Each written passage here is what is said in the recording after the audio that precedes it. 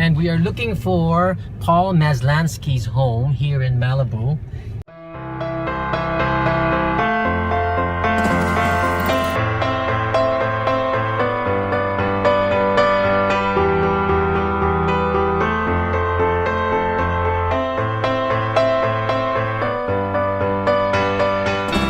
Today we have a special guest. His name is Paul Maslansky, who is a producer of Police Academy 1, 2, 3, 4, 5, and 6. Oh, actually, number 7. So let's get to know him and see what he's doing now that he is a Hollywood veteran in Hollywood.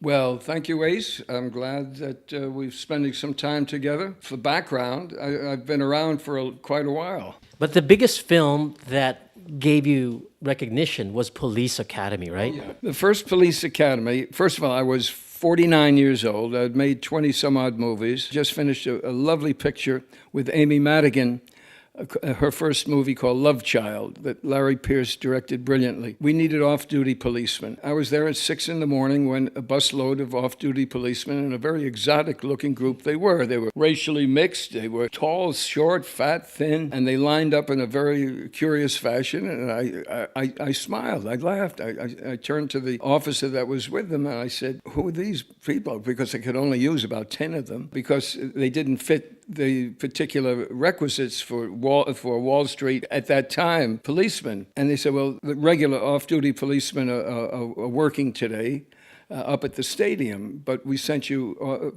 police cadets. I said, are these your future finest? And he said, well, we have a mayor that insists on fair employment hiring. And he looked around and said, but we can flunk them out after 2 weeks. And I looked at them, and they were so willing. They all had such a good attitude, I thought. I said, what if they all wanted to stay in the police academy? They didn't want to be flunked out. And that night I wrote a 2.5-page story, and I gave it to Laddie when I came back to Los Angeles. And Laddie read it and said, yeah, it sounds good. Let's try to develop it. And that's what happened.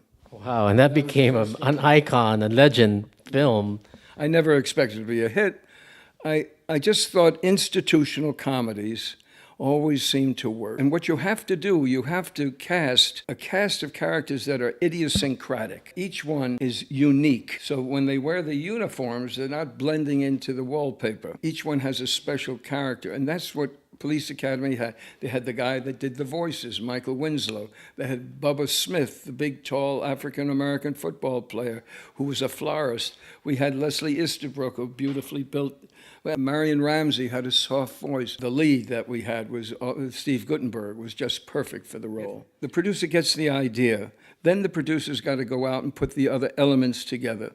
And the most significant element is story and script. Then with the script, then you try to attract a good director. Sometimes the director and screenwriter are the same person. In my years of making movies, and it's a lot of years, and I'm still going, every picture's a prototype. You've never done it before. You have the experience of how to do it, but you haven't had all those different elements. A lot of filmmakers can understand this, but a lot of people not outside of film don't understand the process and what you have to go through, the ups and downs of being a producer or director. My suggestion is you start as somebody that works on the set, as an assistant. You don't even have to be paid. Find any possible way to get yourself acquainted with the vocabulary of making movies, with the mechanics of making movies, knowing what a grip is, knowing what a spark is, every aspect of contemporary cinematography is.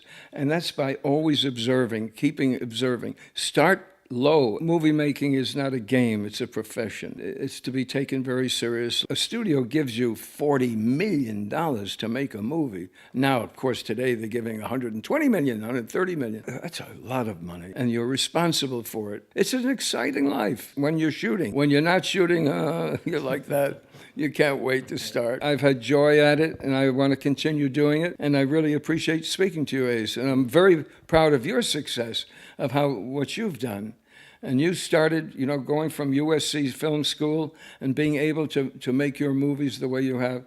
Very commendable. It's the toughest game in the world, and you've done it. Thank you. But I'm still following over you, Paul, because you are my inspiration and my mentor. I want to thank you so much for being here. So my last shot is going to be the drone, so I can take this beautiful shot of Malibu as I drive away